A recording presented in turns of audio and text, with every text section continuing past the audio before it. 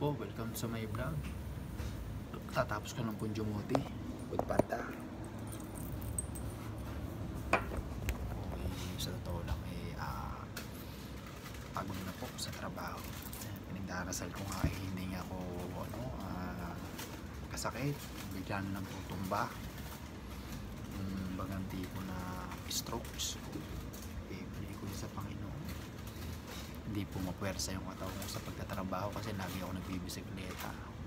Isa nagugustuhan ko pa na mag-jogging. Pagkatapos ko mag-Foodpanda, nagdi-deliver na kabisikleta. Almost 8 hours na rin ako nung nagbibisikleta. Pagdating ko pa ng gabay na isip ako mag-jogging.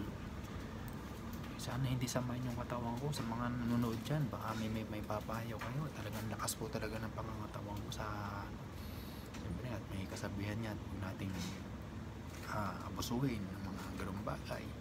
Pero yun, nagpapasalamat ko sa Panginoon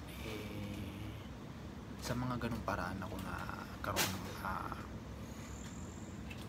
kahiligan. Hindi sa ibang bagay like mga bisyo, mga sigarilyo, alak, lalo na yan mas pambibigat yan. Masarap pa na, masarap sa katawan ng walang bisyo.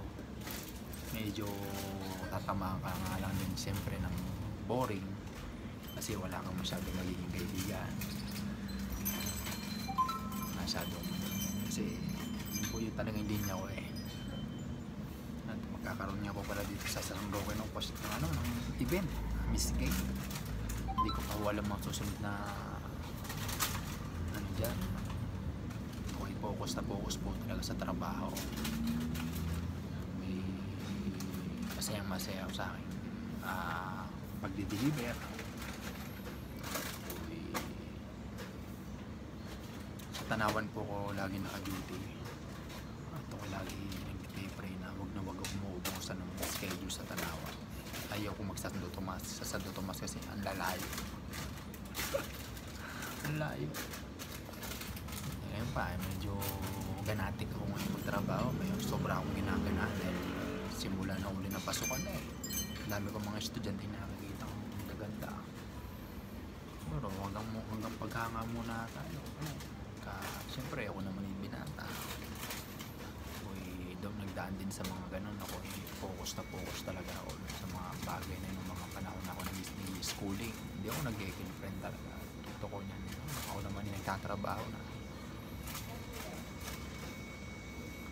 Sa totoo lang mga tropa kapag may natitipong babae ako makatao manligaw makaluma pumupunta sa bahay ng dalaga papakilala sa magulang hanggat wala pa akong napipisin hindi muna akong pumapatol. Sa totoo lang wala pa sa isip ko yung pag-girlfriend pagrelasyon, wala pa sa isip ko yan. Ang sa akin yan, kailangan ko muna mag-focus sa sarili ko, ayusin ko yung sarili ko, naayos ko ng sarili ko, tsaka yung mga ganong bagay.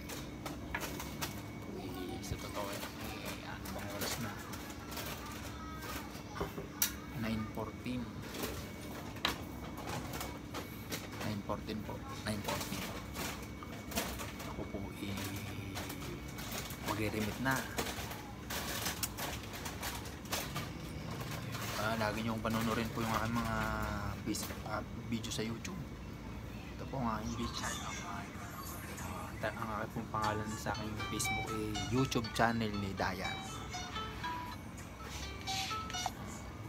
Channel ni Dayan sa YouTube. Search nyo lang channel ni Dayan sa YouTube.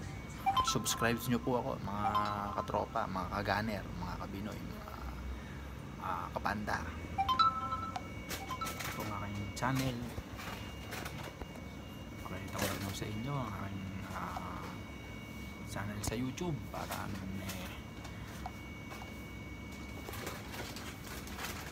ito ang aking mga content ang katulad ko ngayon nagkikwento, nagbablog at ako'y nagigitara o po'y nag-a-acting o po'y editing gano'n.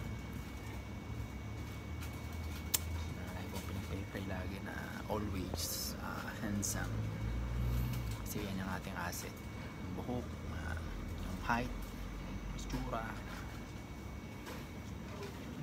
Sweet Child of Mine, favorite song from guitar. May mga mababait po talaga sa mall na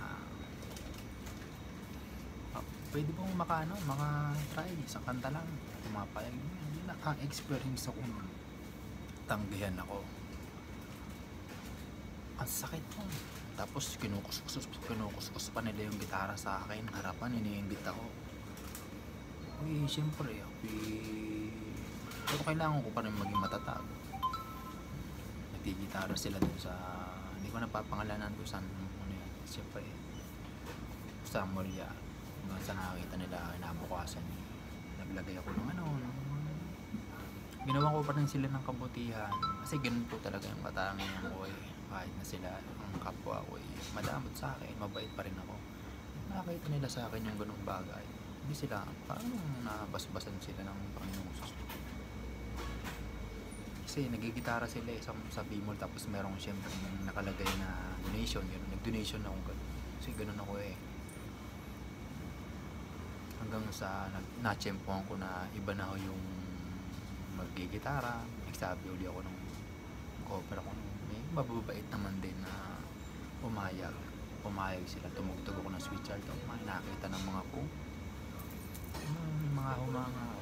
Siyempre sa bawat mga ganong situation, wala muna akong pinapatulan dyan. Baka hindi naman kasi magtagal ng relasyon, baka kaya lang tayo nagugustuhan kasi nakikita tayong magaling maggitara, okay, etc. Ganun. Kasi ang love, kasi hindi ko po alam talaga ang definition niya. What is the definition of love? It's about sex? No? Ano ba yan? The definition niya, diba?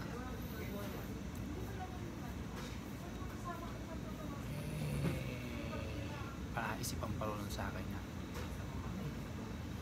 hanggang sa pagala uli ako doon nakaraan sa SM Santo Tomas, mayroon nagigitara doon. Donation ako, gano'n. Nasa pumayagin mo, bait ako, bait, mayag, pwede mo makatry, isang kanta lang, Sweet Child of Mine. Pinag-pray ko dito sa Tanawan, magkaroon ng Battle of the Band.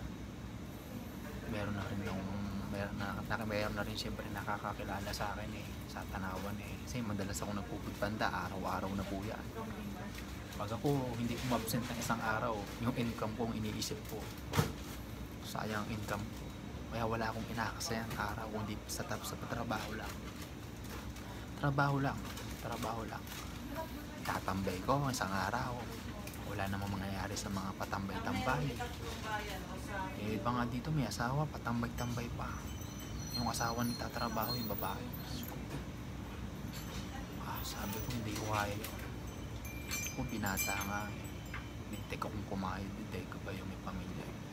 Tinitraining ko sarili ko para pag ako nagkapamilya diba, kailangan madiskarte tayo sa buhay. Marami ang talent natin, isa na yan sa ating channel, ganon. Yung channel natin sa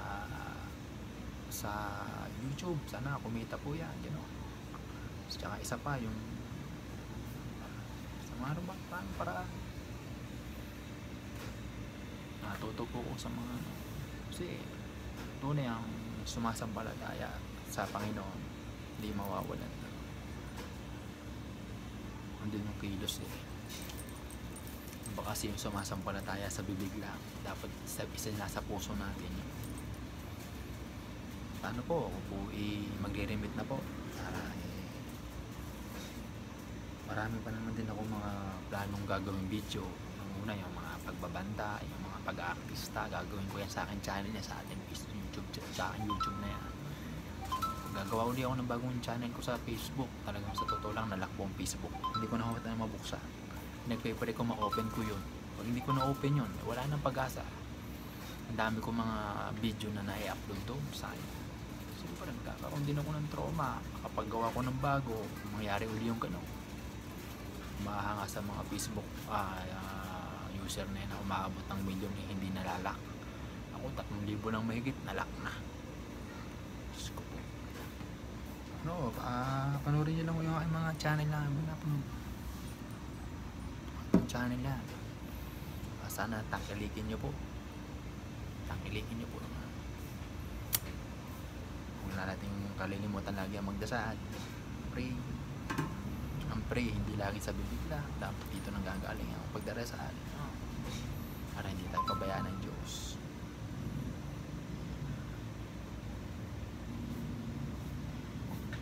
Paano?